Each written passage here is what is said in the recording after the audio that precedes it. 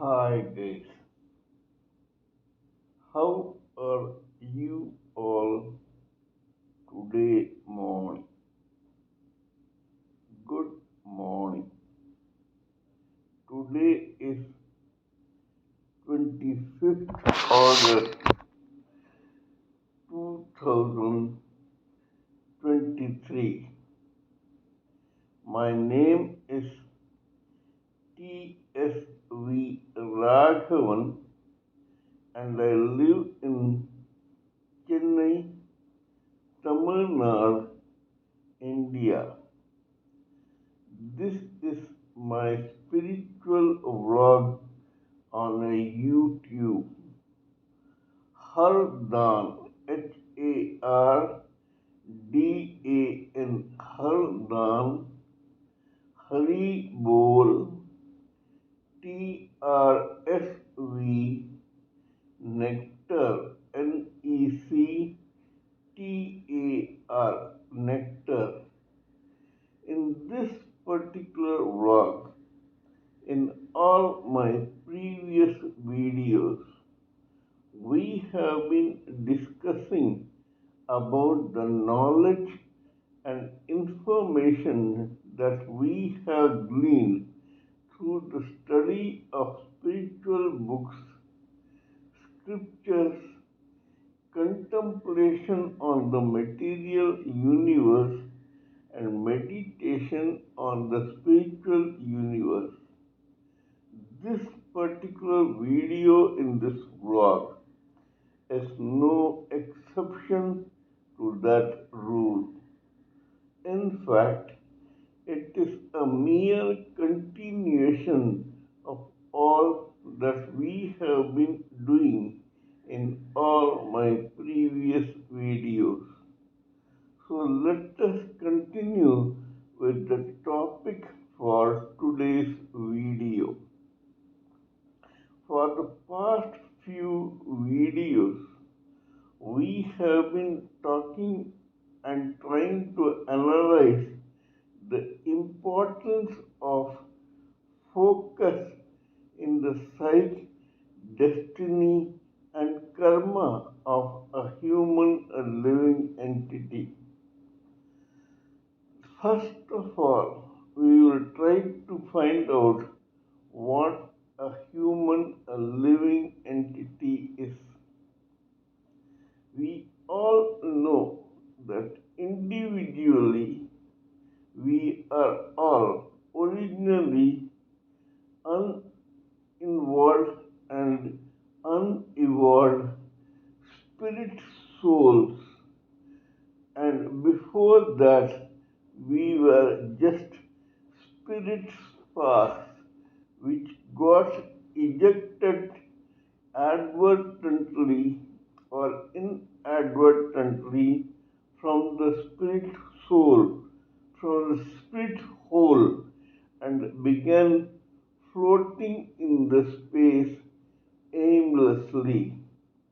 As for example, if there is a fireplace which is burning and some sparks from that fireplace or fire hole eject out into the ether.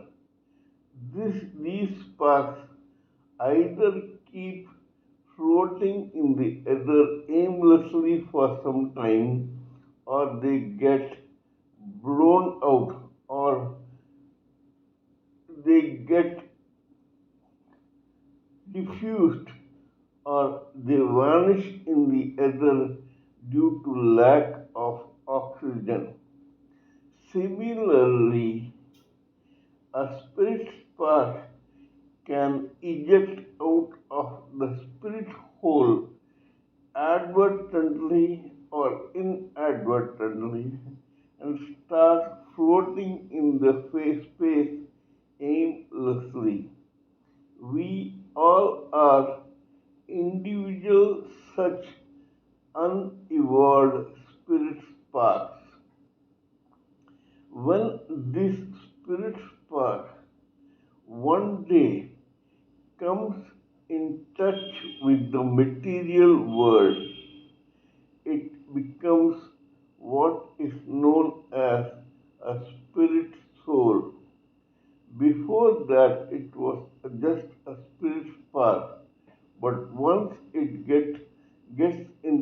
connection or in touch with the material world, it becomes a spirit soul.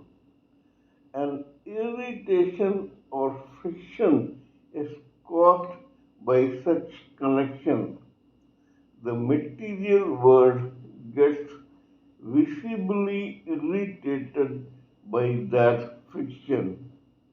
To avoid the irritation caused out of this spirit soul and its connection to the material world, this material world wraps this spirit soul, this unevolved raw spirit soul with four layers of material body. These four layers of material body are: first layer, causal intelligence and logic; second layer, astral body of mind, feelings and emotions; third layer, etheric body of five senses, namely sight, hearing, smell, taste, and touch; and the fourth gross body made up of four elements, namely air, fire, water, and earth. This, when it is wrapped around the unevolved spirit soul, makes the whole package a living entity. We all are thus spirit souls, individual spirit souls wrapped in four layers of material body and thus have become living entities. Once this process is completed, then this living entity begins its endless cycle of births and deaths in these material world.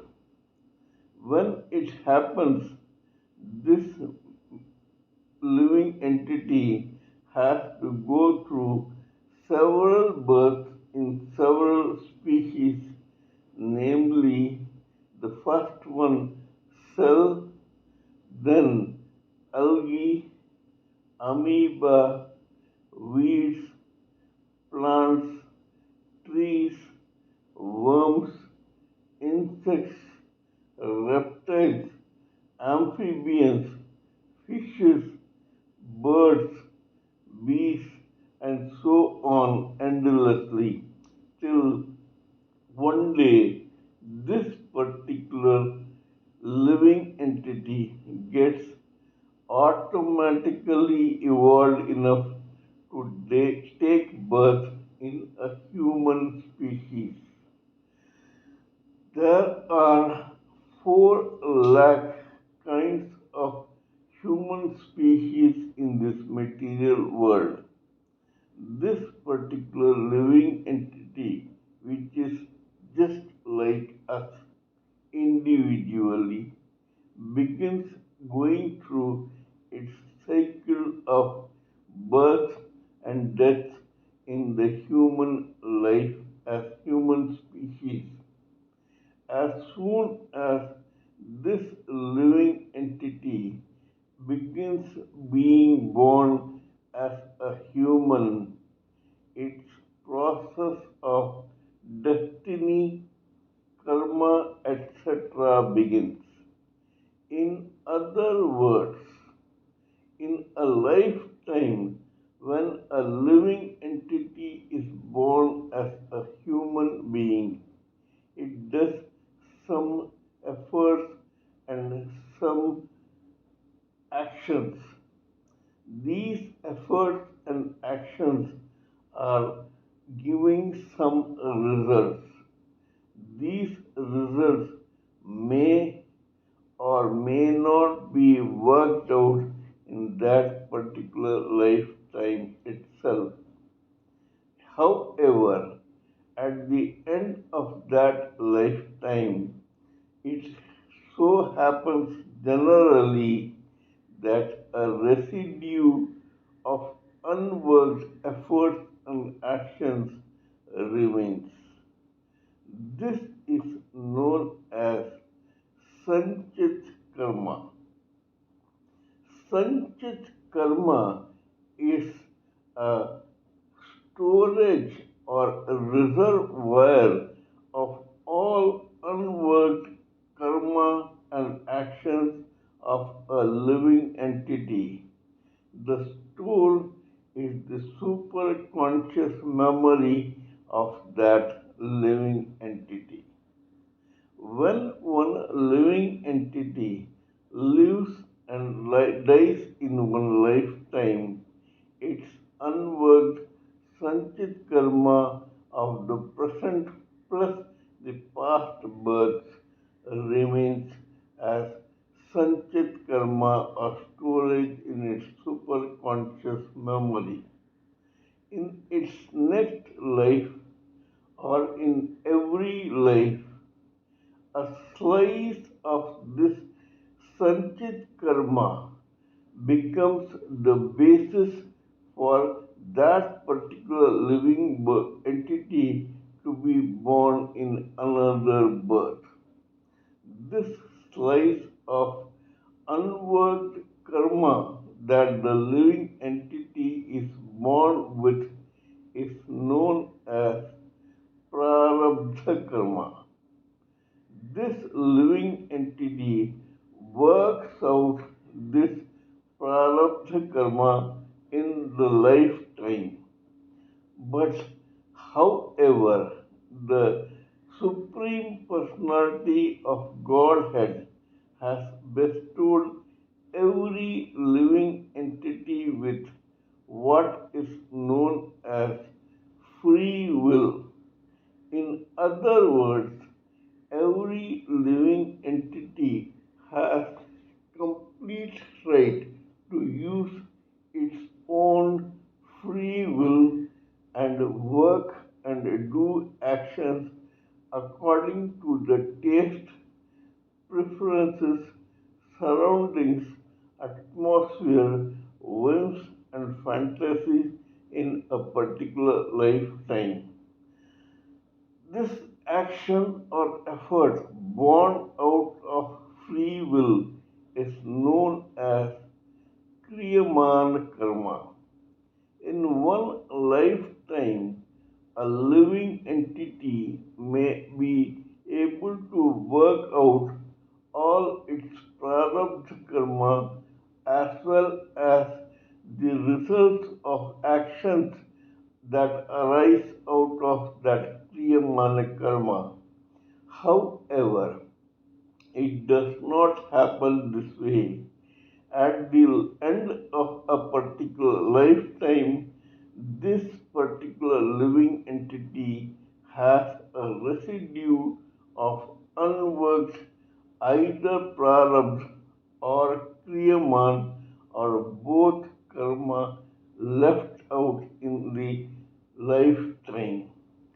This again becomes what is known as agami karma or future karma, and it joins the already existing original sanchit karma that is recorded in the superconscious memory of that living entity.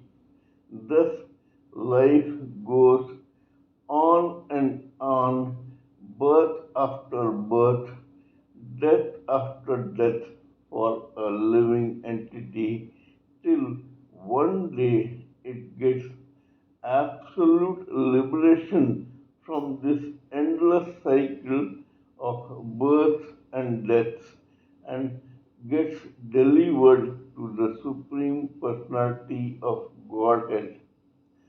Our main aim as individual spirit souls is to get evolved through this painful and pleasurable cycle of endless material material births and deaths, get evolved, get liberated from this chain, come out and get delivered as complete finished spirit soul, totally evolved into the Supreme Personality of Godhead. This is the ultimate aim of every individual living entity. This is the process that we have been trying to discuss in my past few videos. However, there are several phases to this whole process. This is only the framework. When a living entity is born into this material world, it usually belongs to two major categories.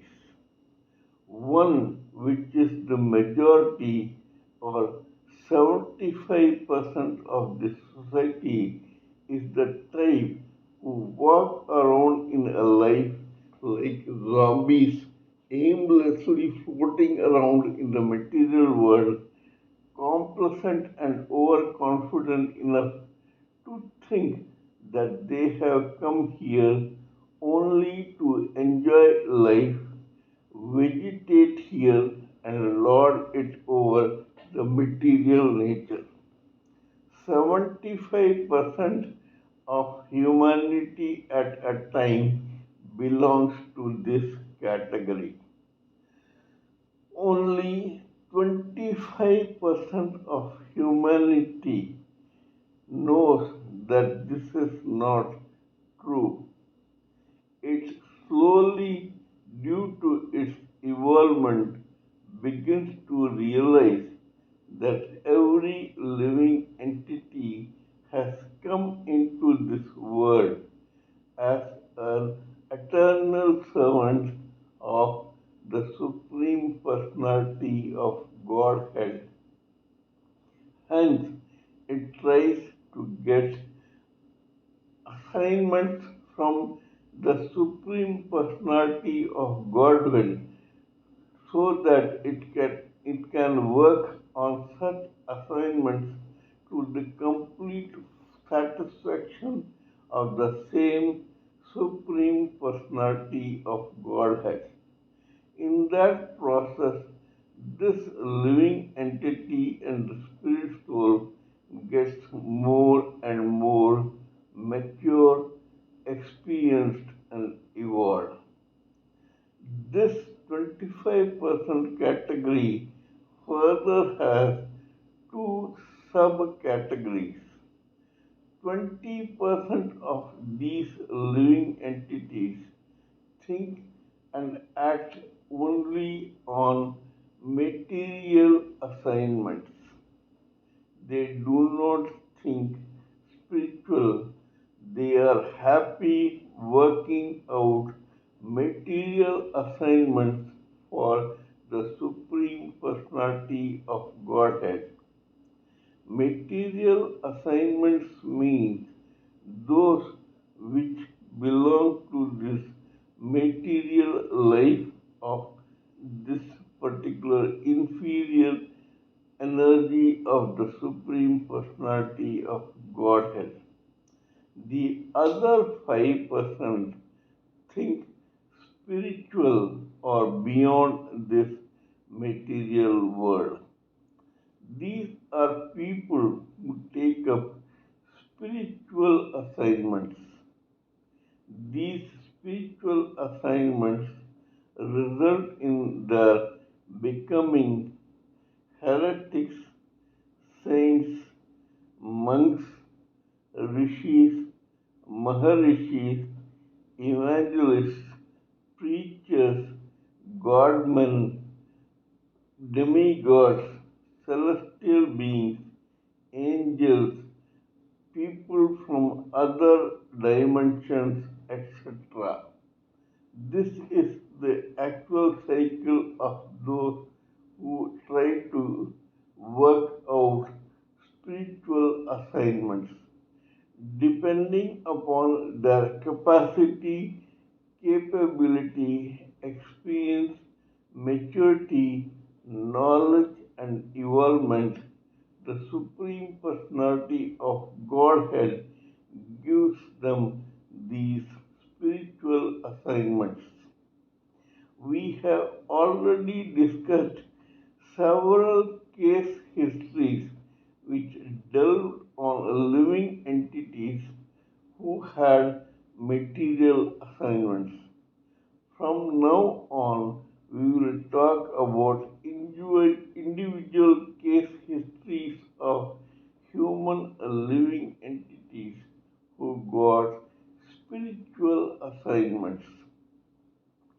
Before proceeding further, let me tell you that when one particular human living entity is bestowed with an assignment, it has to realize consciously or subconsciously that from now on this assignment becomes an indirect representative of the same Supreme Personality of Godhead who bestowed this particular assignment to that living entity.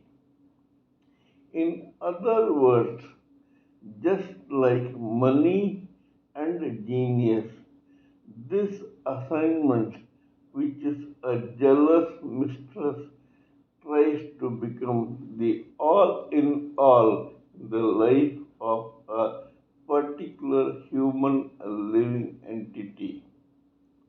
This does not happen overnight.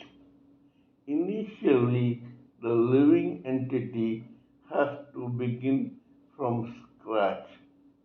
As soon as he or she receives a material or spiritual assignment, he begins or she begins to work it out in a dedicated fashion.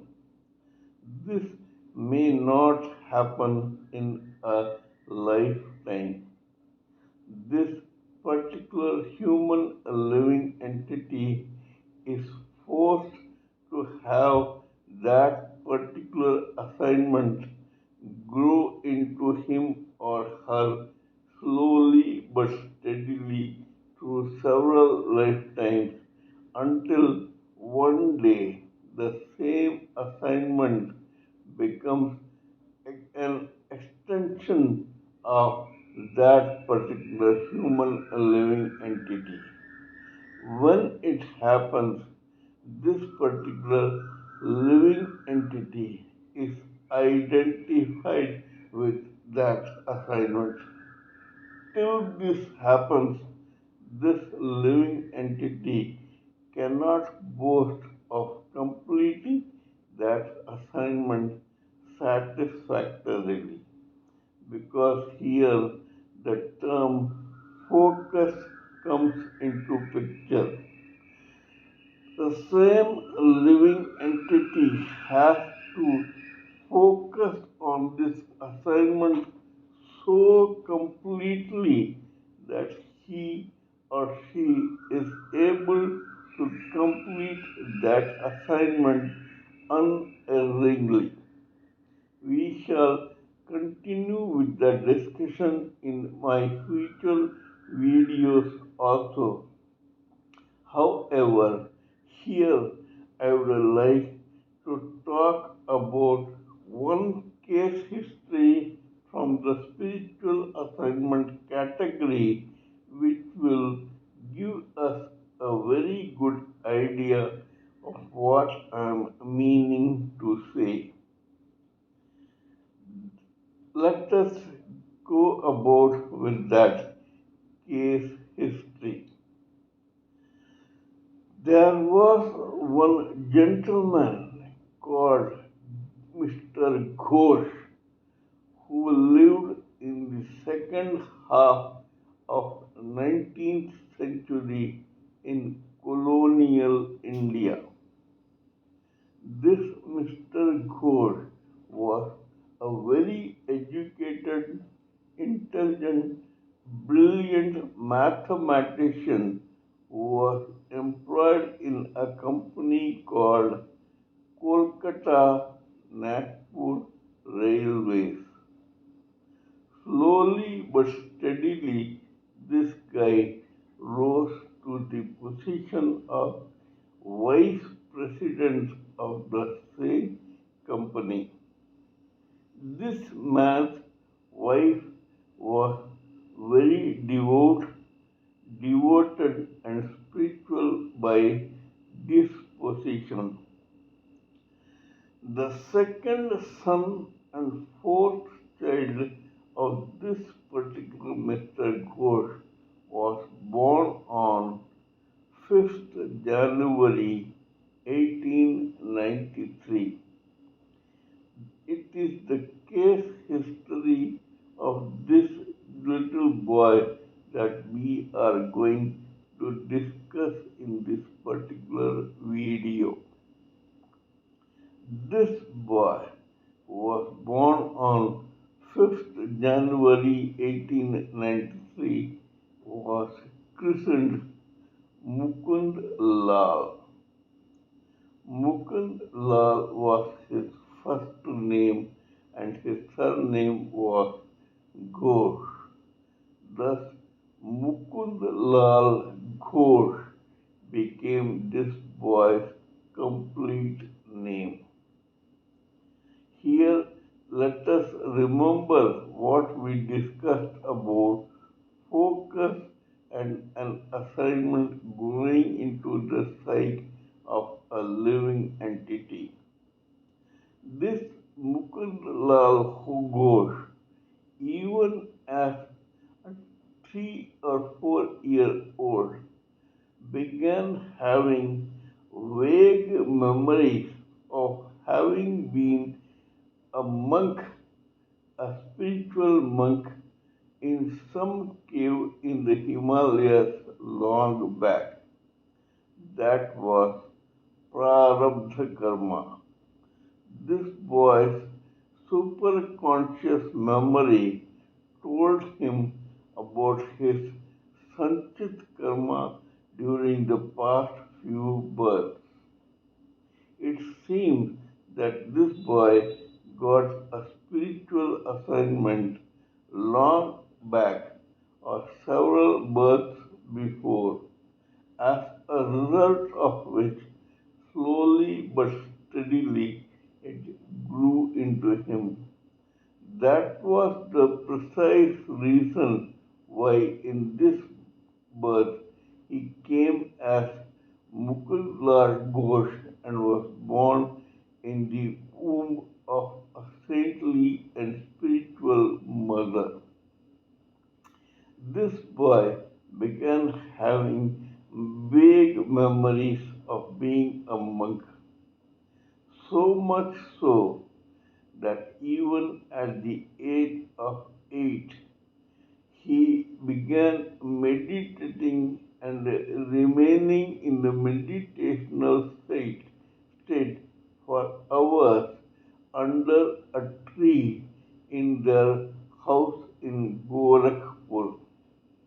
This was very rare for an 8-year-old boy. By that time, all those who knew this boy could realize that this boy had a spiritual disposition.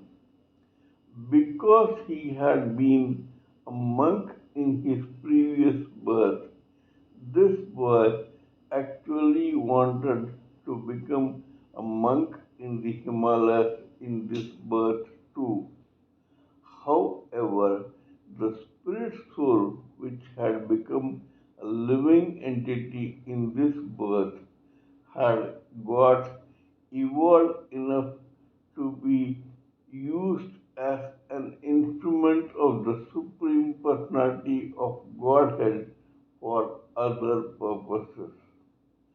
Anyway, this boy went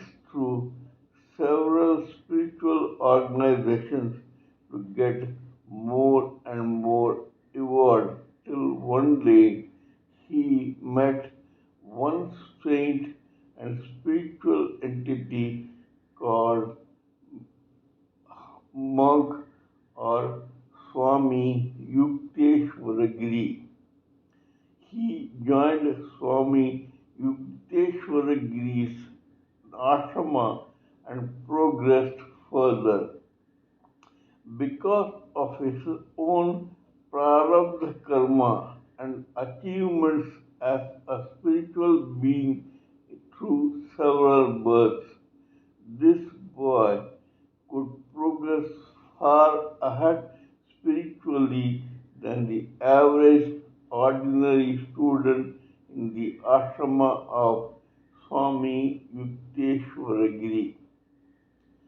Now, only very few realized that this was a man of destiny who had maturity and evolvement enough to achieve more than others do in any category, especially the spiritual side. This boy had been chosen by destiny to spread a term called Kriya Yoga, a form of meditation all over the world, including the Americas and the Europe. This boy in 1917, at the age of 24, began his own school in Ranchi and he formed an organization called Yogoda Satsang Society of India, which even today exists as a successful spiritual organization which has more than 184 branches all over the world. This shows how one living entity who has decided to focus completely on his assignment or her assignment, material or spiritual, can achieve the almost impossible.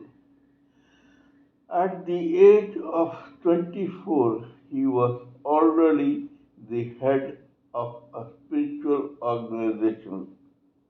More so, he went to America at the age of 27 and began spreading Kriya Yoga from America all over the world. Because of his own personal spiritual charisma, experience, knowledge, maturity, and education, this guy could attract other spiritualists, both Indian and foreign, to him. In that process, one of the greatest monks was later named Swami Janakananda. These people helped Swami Yogananda both financially and otherwise to grow his own mission of Kriya Yoga into the alien, foreign, and American and European world, which was financially and materialistically far more superior than India, which was at that time not so evolved materialistically. Anyway, this man began achieving the impossible in this field and he successfully managed to start branches all over America and Europe. By this time, when he returned to India in the year 1936, his own spiritual teacher, Swami Yukteswaragiri named him as Swami Yogananda Paramahansa.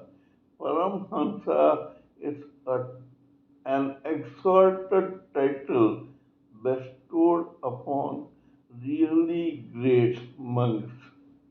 Mr. Mukund Lal Ghosh had now become Swami Yogananda Paramahansa, the head of a spiritual organization called Yogoda Satsang Society of India, with its headquarters in a place or township called Ranchi, which is in present day Jharkhand, India. This shows to us how great one person can get if he or she decides, then either in the material or in the spiritual side, if this person is dedicated enough towards his own assignment or her own assignment, this person can literally achieve the impossible. Swami Yogananda Paramahansa did just that. By this time, saints from all over the world recognized him and began respecting him and taking his name with fond reverence. Swami Yogananda Paramahansa wrote his own biography called The Autobiography of a Yogi, in which he described the life story of several monks and saints of his own category who were floating around in this world. Swami Yogananda Paramahansa got instant recognition and his book became a bestseller. Believe it or not, 3 years after he had published that book, in the year 1952, in the month of March, Swami Yogananda Paramahansa passed on into the other world as Swami Yogananda Paramahansa at the age of just 59. In other words, Swami Yogananda Paramahansa had not even completed 60 years when he passed on, but he had by then achieved some spiritual next to impossible. Today, his Kriya Yoga is internationally famous with, as I had mentioned before, more than 183 branches all over the world. His own younger brother, who was also his disciple, has started his own institute to practice the physical side of Kriya Yoga successfully. It has attracted several people who have wanted to master the arts of yoga, Kriya Yoga, and bodybuilding. This shows how much one can go to carry out his or her material or spiritual assignments. That is all I wanted to say in this particular case history or this particular video. Kindly let me know what you think of my talk on this particular case history. Please give me your own expert opinions, thoughts, views, and ideas so that I may blend everything together for the sake of this society. Before concluding, let me remind you that I am also a published author with Amazon Kindle and paperback. I write on spiritualism, fiction, and assorted subjects. Spiritualism happens to be my favorite subject. Till we meet in my next video, it is good morning from TSV Raghavan.